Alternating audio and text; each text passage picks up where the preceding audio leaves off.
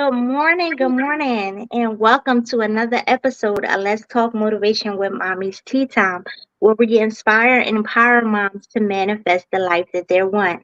I am your host, Ramika Latash, and today we have a guest, Shauna Wallace, on the show. She is a social worker, a licensed chemical dependency counselor, 3, and a CCTP.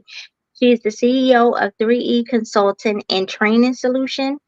She had tremendous experience working with individuals of all backgrounds and professions. She received a doctorate of social worker from Simons University and a master's of arts in social work, with the emphasis on mental health from the University of Cincinnati. She have over 10 years of experience working in social service arena, from adoption to school-based service and providing various pieces of training. Her passion is to help others achieve their potential through direct care or indirectly by training professionals. Welcome to the show, Shauna. Thank you so much for having me, Ramika. I'm definitely grateful for being here today. Yes, it's been a long time coming getting this episode out. I don't know what you have in store for us, but so many things has happened to keep us from getting this episode out, but I am so thankful. We are coming up on Thanksgiving and the holidays, and I think this topic with mental health is a perfect time to talk about it. This is around a time where we have lost our loved ones. Mhm. Um, or have lost our loved ones in the past, and the holiday times are just hard for us. This time of year, a lot of people lose their jobs and Mhm. evictions from homes. So I think this is a perfect time to have Shauna on the show to speak about her expertise and how to stay motivated when dealing with mental health. Um, Today, we will lay my uncle to rest. Um, Send my condolence to his wife and his children Mhm. in this time. Um, we just lost our grandmother 8 months prior, so this is the first year that we won't have them. So it's just a lot. So Shauna is going to talk to us about staying motivated while dealing with mental health. Shauna, do you have anything you want to say before we get started? Yes. So during this topic, I can relate more than people may know. So I am not only just talking as a professional, but also with somebody who has this lived experience. So similar to you, I just lost my granddaddy in May of this year in March, and so this is going to be our first year of not celebrating Thanksgiving and Christmas and stuff with him, as well as lost some other family members throughout the year. So it's definitely going to be a very difficult time for my family as well as myself. So Yeah. So we'll definitely keep you in prayer and your family because it's tough. yeah. I think this is the first time, like in my adult years, that I had to deal with death that close to me. Mhm. I was blessed to have my grandparents for a long time on both sides of my family. So, this is all new to me. All right. You see other people going through the things, but when it actually hits you personally, Mhm. it's different. Mhm. It's different. So I'm not going to hold you guys long because I know we are getting ready for the holidays. We just want to give you a little motivation and encouragement to get you through the week on Let's Talk Motivation with Mommy's Tea Time. I want to start with our first question, which is how does one how does one's mental health status impact their motivation level? Because that's where we're at on how to stay motivated and be present. And what are some common signs that mental health may be affecting motivation negatively? Yeah. So we all know one's mental health status can have a significant impact on anybody's motivational level. So motivation is a very complex psychological process that is influenced by a variety of factors, so which includes one's mental health. So for a few examples as far as mental health and how it affects motivation, let's talk about depression. People are really familiar with depression and what that looks like. So that's typically associated with low motivation, because people who are depressed may experience lack of interest, don't have pleasure in the activities that they used to have before, which can lead to a decreased motivation, and they're not really wanting to engage with people or pursue their goals, right? And anxiety is another one. So anxiety can either increase or decrease your motivation depending on the individual, the nature of their anxiety. Um, some people are motivated to avoid situations that trigger them. Others may experience lack of motivation due to constant worry or fear that something's going to happen or something's going to go wrong. Yeah. During these times, like with the holidays coming up, you're gonna see high stress levels. Like, and so we know stress can be good, stress can be bad, depending on the individual and how overwhelmed they're feeling. So in those situations, you have to stay motivated. You have to recognize what impact it's having on you. And is it leading to burnout? Is that going to reduce your motivation? Are you taking on too many tasks or responsibilities? So just being in tune with yourself and having that self-awareness and learning to say the word no. Like, it's okay to say no to people and to situations when people ask you to do things. And low self-esteem is another struggle that people may have that relates to motivation, because they may not believe in their abilities or their worthiness to achieve their potential goals.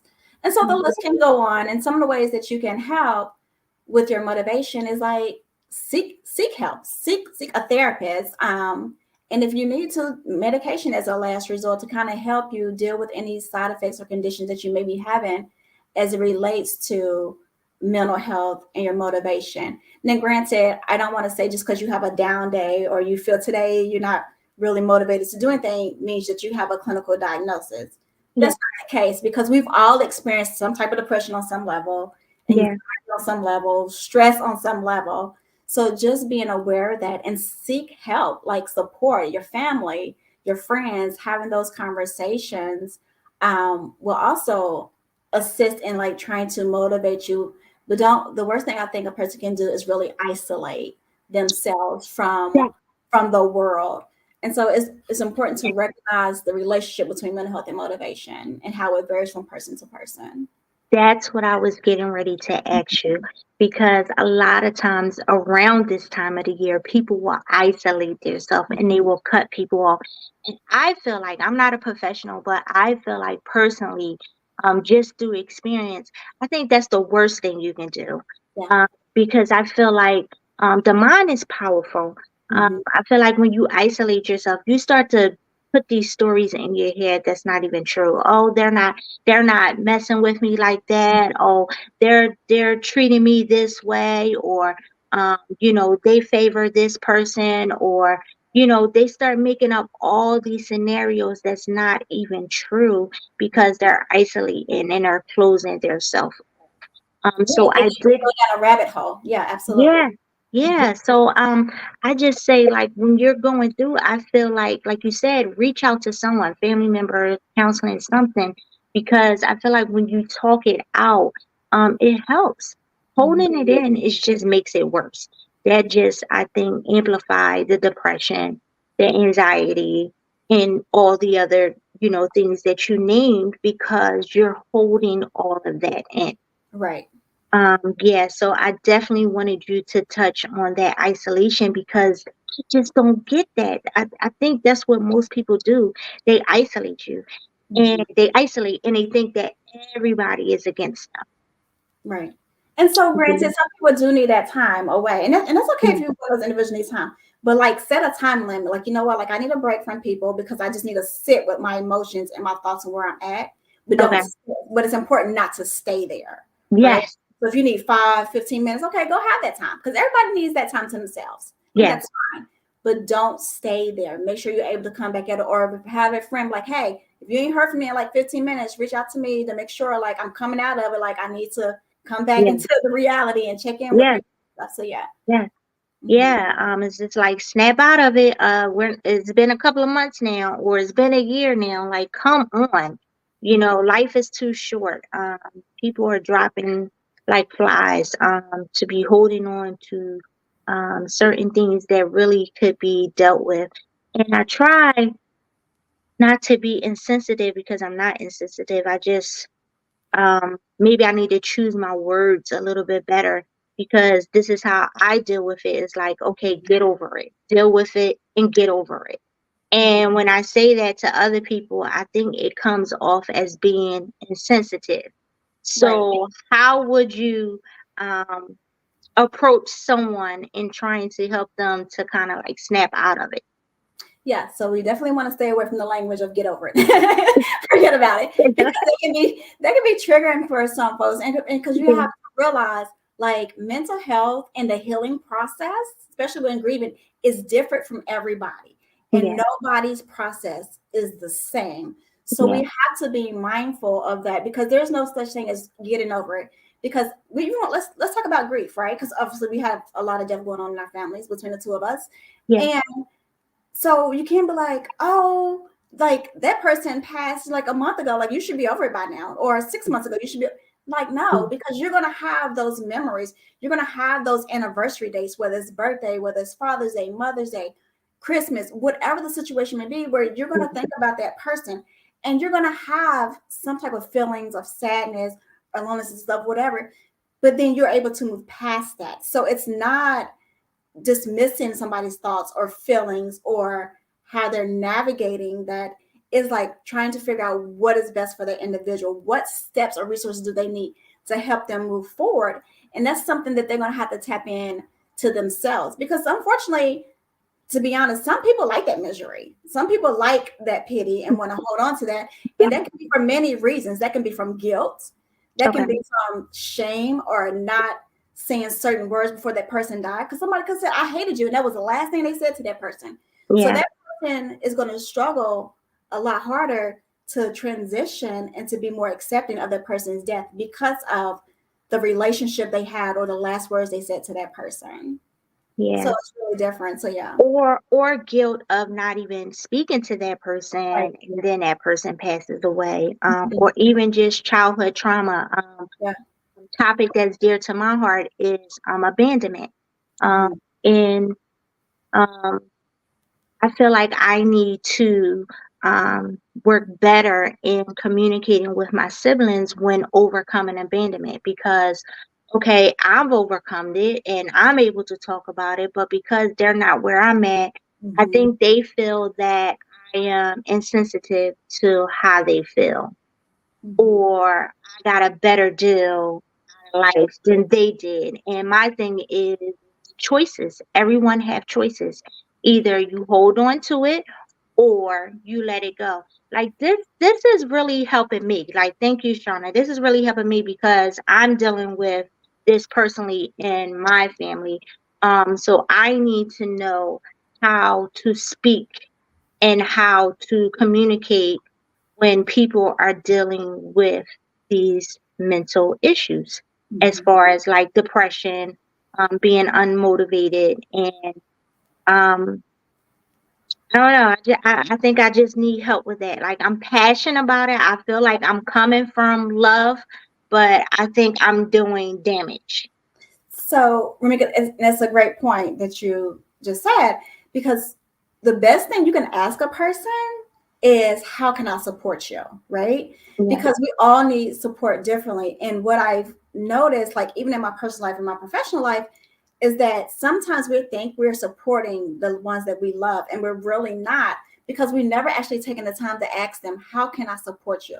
Because just because we made a paid a bill or made a phone call, we feel like, oh, well, I supported them because I did X, Y, and Z. But that's not necessarily the type of support that they needed or was looking for. So it's Yeah. really important to have those communications and that open line of communication to be able to ask those type of questions of your loved ones and vice versa. But again, it goes back to like, as an individual, you have to know what you need in order to be able to express how somebody can support you. So if you don't know, you can't expect people to know or figure it out because you need to know that for yourself to be able to communicate that to someone. That's true. That's a perfect point. Oh my gosh, I hope this is helping you guys. I think we even touched on our second question, um, is, as you being a mental health profession, what strategies and practice have you found effective in fostering a healthy mindset that supports motivation? Um, yeah, go ahead. So fostering a healthy mindset that supports motivation involves, like, I feel like a combination of strategies and practices, right? Because we all have different approaches because we're all different people. Yeah, So some things that can possibly cultivate a positive mindset and boost motivation is positive self-talk. For whatever our reason is, our brains are wired to think negatively. I don't yeah, know what it is, but it is. yeah, So it is important to have positive self-talk, challenging mhm, those negative thoughts that you may have and replacing it with something positive. That is very difficult to do, but it also requires a person to be intentional yeah, about doing it every single day. yeah, Um, and treating yourself with compassion. Like, we make mistakes, we're human. Give yeah, yourself grace, just like you would give anybody else grace. Give grace to yourself. Like, that's yeah, important. I also say mindfulness. yeah, Um, so, and also make sure that you learn to be present in the moment, because a lot of times we miss that, like what's happening, what's important right in front of us, because we're thinking about tomorrow or a year from now. yeah, And reduce stress.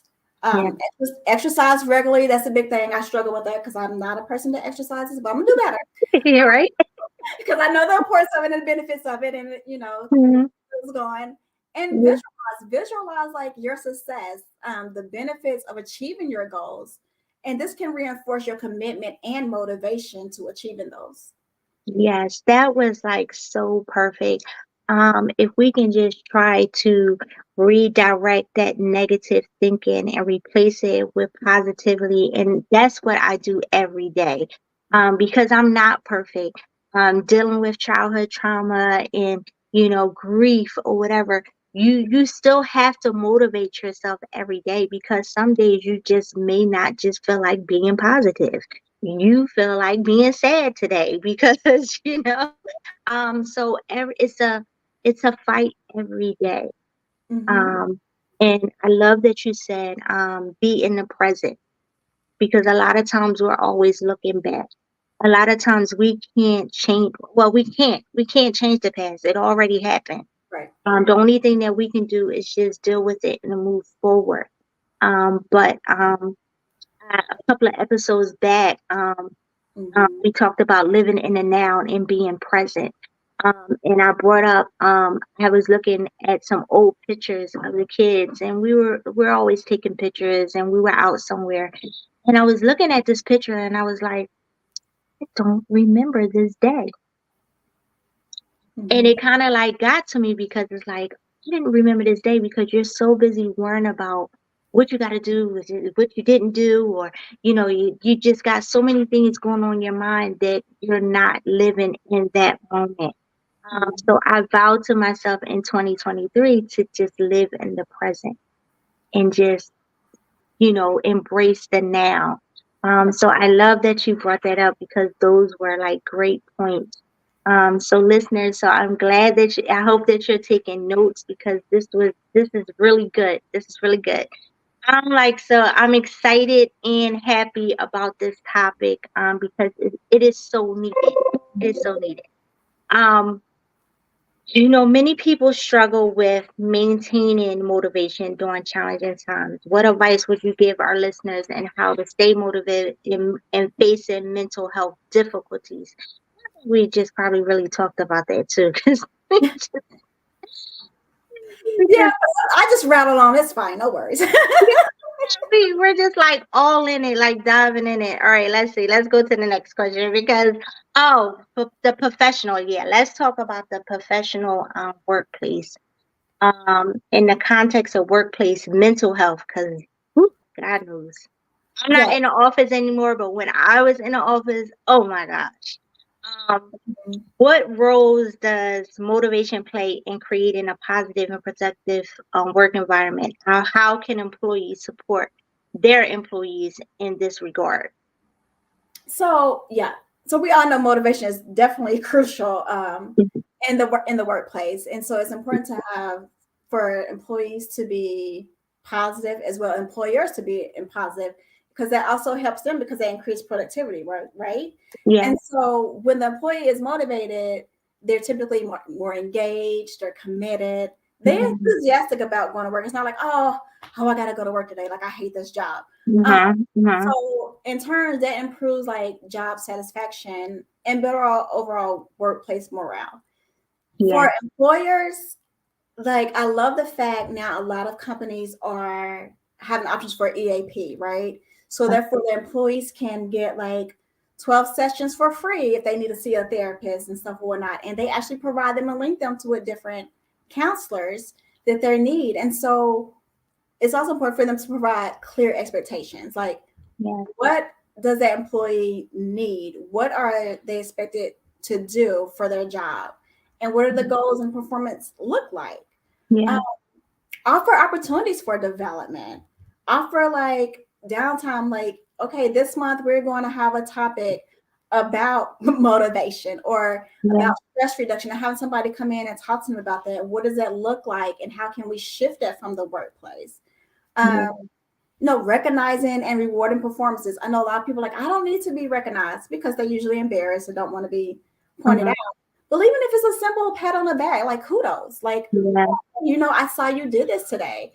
Just simple, basic things can support people in the workplace. Encouraging autonomy, because some people, unfortunately, they micromanage. Yeah. You don't need to be micromanaged. Like, allow them to be creative, allow them to have their space. Yeah. It also starts from the higher up. Like, what does the culture of your company say about Yeah. what does that look like? What type of environment are you creating for your employees? Mhm. Because if people up top are negative or sad or depressed or whatever, like that's going to have a trickle down effect to your employees, because people are going to be better. Yeah. Communicating the things and the changes that are happening within the company. You don't want people to find out the last minute or through hearsay. Yeah. And definitely support the work-life balance, because it is needed. Like I hear individuals putting in like 70, 80 hours a week and Yeah. just exhausted and don't have time for their families when they get home. Like Yeah. that's not okay. Like you work to pay bills and everything, that's fine, but you also need to be able to live life and enjoy it. Yeah. Oh my gosh, you brought up some great points. I haven't been in the office in a few years, but I remember at my previous job, one of the things they did was they would come in an employee in each department, and they're an employee of the month, and they make a big deal on the floor, and all the higher ups and managers do like a line, and they walk around the building, and they make a bunch of noise, and everybody's sitting there like who they're going to pick today. And and they come to you, and then they celebrate you, and they let the whole office know. They give you an award, give you a gift card, and then you can park like for a whole month in up front. You don't have to worry about finding parking. And that was great because just working in different offices or whatever, a lot of people don't feel appreciated. Right. Mm-hmm. They're working and they're giving their all and they're giving it all, and they're not getting anything in return. Mm-hmm. So you definitely brought up a good point. Um, micromanagement. Micromanagement, and I think managers that have the wrong definition of being a manager. Oh Um, yeah. yeah, just because you're a manager, that don't mean you have to talk down to me. Mm-hmm. Your attitude, like I can't take the office politics. Like I'm so glad I'm not in office anymore because um it was hard mentally. Mm-hmm. I can remember having a supervisor that was horrible.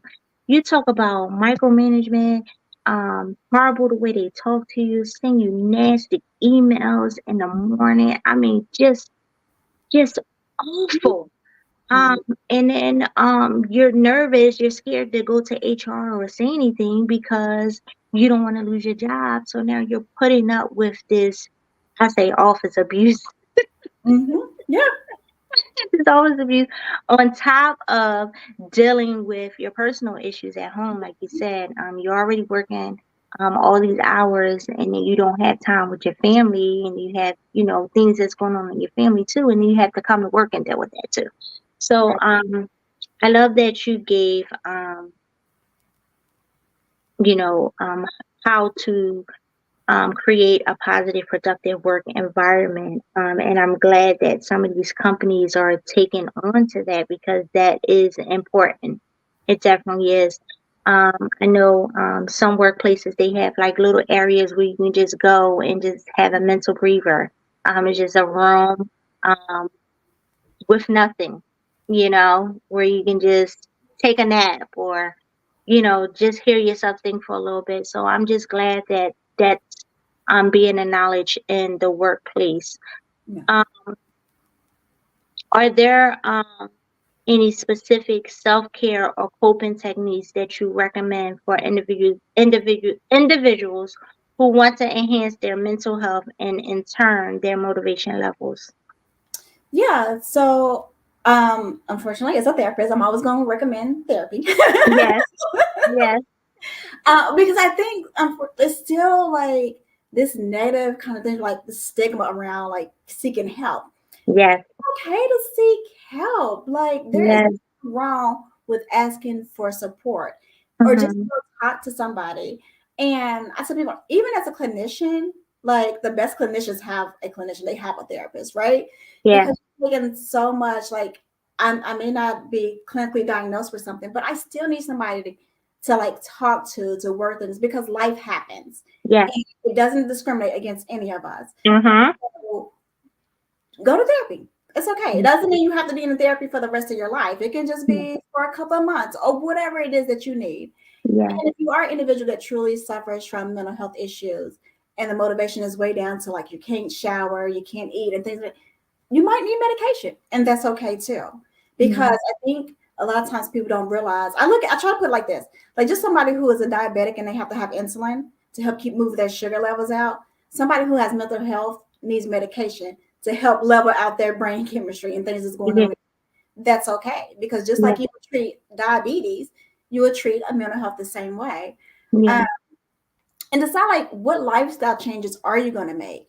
What are yeah, the reasons like you stressed out, and how can you eliminate some of that? Is, yeah, stepping down from a certain position? Is that removing some of the community activities that you are doing because it's too mhm, much? You're pulled in different directions, mhm, and literally just taking time to know who you are mhm, will help, and being in tune with your body because a lot of times like you have these physical symptoms, right? Because your mental health can manifest in physical symptoms. So being mhm, aware of that, if you're super fatigued or you're tired or you have a lot of headaches, recognize that and figure out mhm, where is that stemming from. Uh, mhm. Set realistic goals. Sometimes we don't do that because you have individuals every year. I'm going to lose weight. I'm going to go on a diet. Yeah, If it's not realistic for you, do not set that goal. right. And breaking down your task into smaller steps. Yeah, And building a supportive network and also aid in maintaining and regaining motivation. yeah. What do you think about like coloring or exercising? Do you consider those um self-care coping techniques, or that's just putting like a band-aid on it? 'Cause I know you said the first thing I'm going to say is a therapist. Do you think that those things really do help? Because a lot of people say self-care, get your hair done, do something that makes you feel good. Are those band-aids or those are really helpful techniques? So I really like the term care practices versus self-care. Mhm. But no, like it again, but it depends on the person, right? Because you will have Right. those individuals that would do those things because they're trying to avoid like the Mhm. situation or the reality versus like journaling is a great way, especially if you're not a person that really knows how to communicate with others. You're able to get your thoughts out, your feelings out on this paper, and you're able to go back and reflect on it to see the progress that you have made over that time, or whether you're still stuck in that situation or that Yeah. thought process. Coloring, that is a great outlet. It allows for your brain to be creative, Mhm. as well as drawing. Exercise is always a good option, and it doesn't necessarily mean you have to run or get on a trail. You can just simply just walk the neighborhood or Mhm. do something in your house that, makes you feel better. Listen to certain type of music that may uplift you. It's Yeah. also another way. I always tell people, I know there's not enough time in a day for a lot of people, but even if you can take like 5 minutes a day to do something that is going to replenish your soul and who you are, do Yeah. that. It doesn't matter what it is. Mhm. Take 5 minutes. It doesn't have to be a very long time to, for you to replenish yourself. Yes. That's good. Because we always talk about on here journaling, write it down. I feel like that helps me a lot, Mhm. um, to write my thoughts down, and then I've learned that reading it back to me helps too. Mhm. Because a lot of times we write it down, but we don't actually speak it out and hear it. And I feel like I had a different effect when I actually read it loud to myself after I written it down. So I found that that helps, and also music. Music helps. Um, I put on my worship music, and I mean that gets me like right in the mood, especially when I'm having like one of my days. Mhm. So I'm glad that you spoke on that because we talk about that a lot on this show is journaling, and Mhm. I think people think that that doesn't work. And I really do think that that helps. But I did really want to put that question in there about, was that really helpful or just putting band-aids on the situation? So thank you for clearing that up for us. I want to talk about um, your consulting business, because that's what we talk about here on Mommy's Tea Time, is mothers who have small businesses who may have made a transition from the corporate world into their own businesses, and what led them to starting their businesses, and what type of obstacles that they went through to um, get to starting their business, because a lot of times we think we can't follow our dreams or um, start a business because we have a family or we have kids and we have to put those dreams aside. So this is what this platform is about, is for you to basically encourage someone out there who may be looking to start their own consulting business. So can you just speak a little bit more on that? Yeah, so my backstory, I probably was what was considered a statistic. I had my first daughter at the age of 20. So obviously Mhm. people didn't think I was going to go to college or do anything with my life. But I went and got my bachelor's. When I got my master's degree, I had my oldest daughter and I was also pregnant with my second child. Yeah, So it is definitely possible. Is it difficult? Is it hard? Absolutely. yeah, Does it require people to be intentional? Absolutely. And it definitely requires motivation. yeah, And so, and then obviously I obtained my doctor's degree with both of my kiddos as a single parent.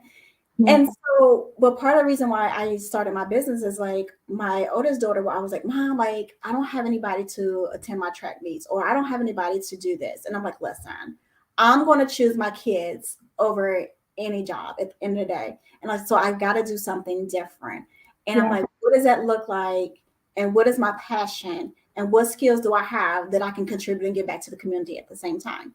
yeah, So for me, it was having that flexibility. It was being able to have that freedom and be involved like in her school activities. And I even became a substitute just so I could see her more in school. yeah. And so, Nice. that I think those things were like what motivated me to do that. Is Yeah, it difficult? Absolutely. And it's still hard because being a minority for when I'm Black and I am a female, like getting people to trust you and to take on your services, it's very challenging in certain spaces that I enter. yeah, But I'm determined and I refuse to give up because I'm trying to create a legacy. And yeah, so, even when people say you can't do it, as long as you believe in yourself, yeah, try, you can be anything and do anything that you want to do. yeah, Um, but it truly is a tough road. It really is. And you have to be at it every single day. You have to get out here networking. Even if you scared, like you still have to step into those spaces. Even if somebody don't want to hear your voice, you still gonna make sure that you're heard. And so my whole thing mhm, is like people was like, I want to sit at the table. No, you don't. You want to create your own table, right? Like you want to create your own box. You don't want to be part of somebody else's box. Right. And so it's important to have those things and recognize like what can you bring to the table. Use the skills you have, figure out what's missing in the community or with these companies, and then you tap into that. Yeah. Oh my gosh, you are so awesome. You're definitely an inspiration to many that's probably listening. Being a young mother, um, people noise on the outside saying, "Oh my gosh, I can't believe she's pregnant. Oh, she's not going to finish school. Her life is over." Not only did you get your bachelor's, but you got your master's. Not only did you got your master's, but you got your doctorate. And now you have your own business. Oh my gosh. Kudos to you. Congratulations. Um, you beat the odds. Like you said, you may be considered the statistic of just what your life could be because of the choices that you made. So I commend you for your motivation and your drive to push forward, not only for yourself, but for your two children, because that's hard within itself. When you have to take care of someone and still pursue your dreams. So, oh my gosh, you are so awesome. Thank you. This is, and I hope this is inspiring someone out here that is thinking about doing the same thing because that's amazing. That's amazing. I mean, I know the doctor's program by itself is a lot. So I just commend you for that. I thank you for coming onto the show. Um, I don't know how you can explain to us how you take clients. Do you call them clients or? So I call my people service users. And so yeah, so they can reach me at 513-813-1908, or they can go to my website at www.consult-3e.com. I'm also on social media as at Yashana Wallace, or you can find me on LinkedIn as Shauna Wallace. Yeah, so we definitely want to stay connected with her. I want to stay connected with you to see what you're doing. I am connected to you on Instagram, but I think I have to connect with you. I think Facebook too, just not LinkedIn. But get connected with her. Her information is going across the screen. If you are dealing with some type of mental issues or need to be motivated, you can contact her. She can give you the resources that you need on your mental health journey. Our affirmation for the week is I am I am stronger than my struggles, embracing each step forward with determination and a commitment to my well-being. Yes, and I always say journal that, write it down, meditate on that, and use this to get you through the week, to get you through life. So again, our affirmation for the week is I am stronger than my struggles, embracing each step forward with determination and committed to my well-being. Thank you guys for listening to Let's Talk Motivation with Mommy's Tea Time. Join us every Monday morning at 9 a.m. As we continue to inspire and empower moms to manifest the life they want. Happy Thanksgiving, happy holidays. Enjoy the rest of your week.